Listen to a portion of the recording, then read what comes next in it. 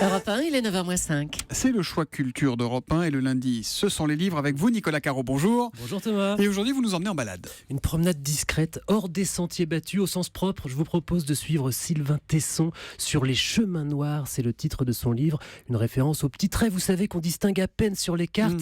Sylvain Tesson a décidé un jour de traverser la France en diagonale de la Provence au Cotentin en ne suivant que ces petits chemins hors du monde. Alors Sylvain Tesson, c'est l'écrivain voyageur qui nous a plutôt habitués, Nicolas, à partir dans des contrées reculées et hostiles. Et oui, mais vous vous souvenez sans doute qu'en 2014, l'écrivain est tombé d'un toit, une chute de 8 mètres. Il s'en est sorti de justesse, mais dans quel état, cassé en 1000 morceaux, atteint d'une paralysie faciale. Sur son lit d'hôpital, il s'était fait une promesse: si je m'en sors, je traverse la France à pied. Et il s'en est sorti, et il a donc tenu sa promesse. Exactement, pas facile au début. Il a perdu l'agilité et la force qu'il avait avant l'accident, mais il avance coûte que coûte, seul sur les chemins noirs. Au début, il fait un peu le poète en marchant, il compare les vaches à des pierres rondes sur la colline, voyez. Mais très vite, il se dit, allez, on arrête les métaphores et les analogies pour avancer dans la réalité brute. Il tient son journal et on le suit, lui et sa gueule cassée. On vit avec lui ses aventures de marcheur solitaire. Parfois, on est surpris, comme lorsqu'il arrive dans un village en fête et qu'au lieu de trouver du pastis et des chansons à l'ancienne comme il espérait, il tombe sur une fête en l'honneur de Star Wars avec des villageois déguisés en Dark Vador.